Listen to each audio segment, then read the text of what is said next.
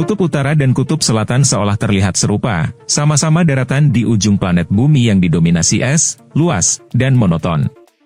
Akan tetapi, kutub utara dan kutub selatan memiliki perbedaan mendasar. Berikut ini adalah 10 perbedaan antara kutub utara dan kutub selatan. Tapi sebelum lanjut menonton videonya, jangan lupa like, klik subscribe dan aktifkan bel notifikasinya agar tidak ketinggalan video menarik lainnya.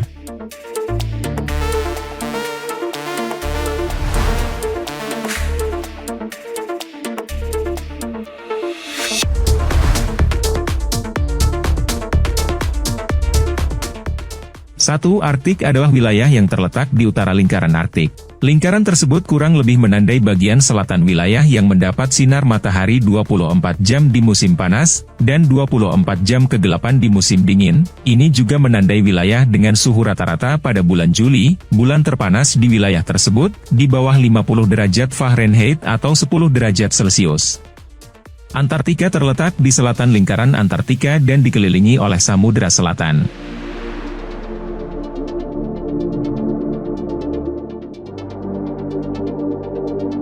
2. Tumbuhan di kedua kutub. Suhu beku dan waktu yang lama tanpa sinar matahari membatasi pertumbuhan tanaman di kedua kutub. Antartika hanya merupakan rumah bagi 3 spesies tanaman berbunga terestrial, rumput rambut Antartika, lumut mutiara Antartika, dan rumput biru non-pribumi. Sebagian besar tumbuhan di Antartika adalah lumut, lumut hati, lumut kerak, dan jamur. Salah satu masalah bagi tumbuhan kutub adalah tidak ada wilayah yang menerima banyak curah hujan.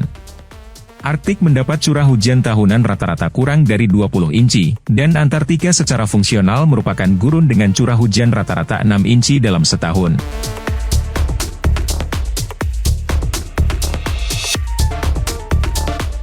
Tiga, kawasan yang ditutup es. Di kutub utara seluas 5,4 juta mil persegi sebenarnya merupakan lautan beku yang dikelilingi daratan yang sering disebut lingkaran Arktik.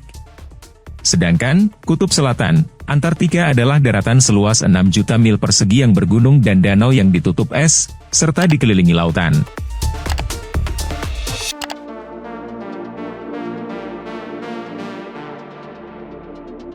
Empat, ketebalan es di kedua kutub. Ketebalan es di kutub utara bervariasi antara beberapa inci hingga 2 meter. Cukup tipis, yang seringkali memunculkan retakan-retakan es, terutama saat musim panas. Sebaliknya, 99% kutub selatan ditutupi lapisan es dan glasier hingga setinggi 4.700 meter. Inilah benua yang menyimpan 85% es abadi di bumi. Jika dicairkan, seluruh es Antartika cukup untuk memenuhi 3/4 kebutuhan air minum di muka dunia.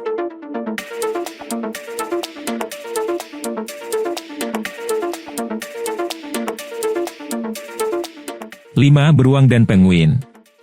Kutub utara adalah satu-satunya tempat beruang kutub ditemukan secara alami. Sedangkan, di kutub selatan, adalah satu-satunya tempat penguin kutub ditemukan secara alami. Kedua satwa ini hidup dan berkuasa di wilayahnya masing-masing. Keduanya sama-sama makan ikan dan menempati puncak rantai makanan.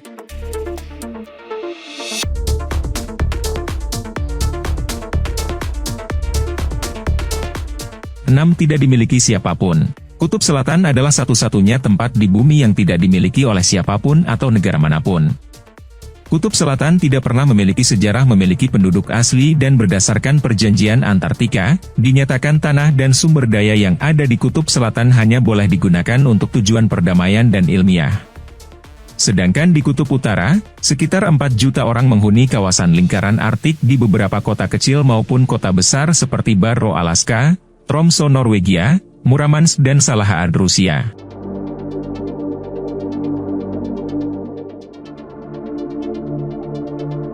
7. Suhu udara di kedua kutub.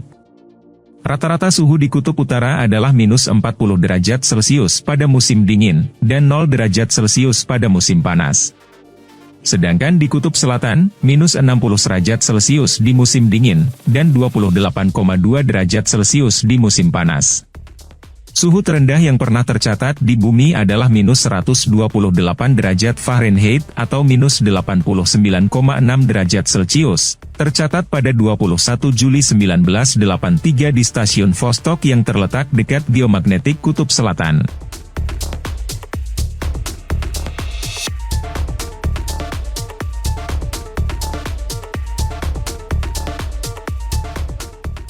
8 potensi minyak bumi. Menurut data dari United States Geological Survey, Kutub Utara menyimpan seperempat dari cadangan minyak yang belum digali di seluruh dunia.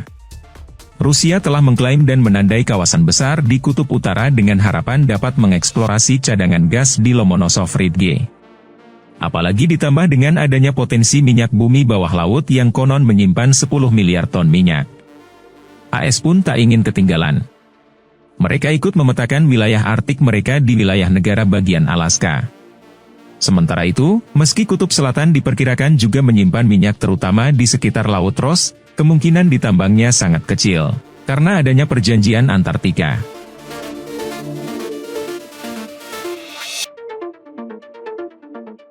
Sembilan Pusat Penelitian. Terdapat lebih 60 pusat sains di Kutub Selatan yang didirikan oleh 27 negara.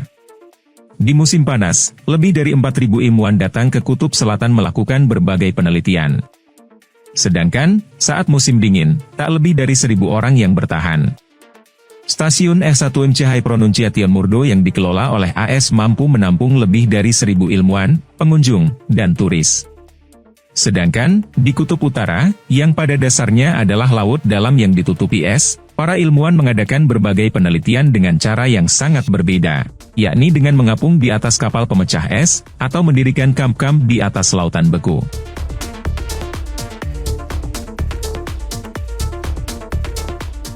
10 manusia telah hidup di Kutub Utara selama ribuan tahun. Antartika, dikelilingi oleh perairan yang ganas dan terlarang, belum pernah dilihat sejauh sejarah oleh manusia sampai tahun 1820, dan tidak ada manusia yang menginjakkan kaki di benua itu sampai tahun 1821, ketika seorang pemburu anjing laut Amerika John Davis turun dari kapal dekat Cape Charles di Antartika Barat. Namun, klaim ketenaran Davis masih diperdebatkan. Beberapa sejarawan berpendapat bahwa kunjungan manusia pertama yang terdokumentasi terjadi di Cape Adare pada tahun 1895. Bagaimanapun, kedatangan manusia di benua terbesar kelima ini merupakan perkembangan terkini.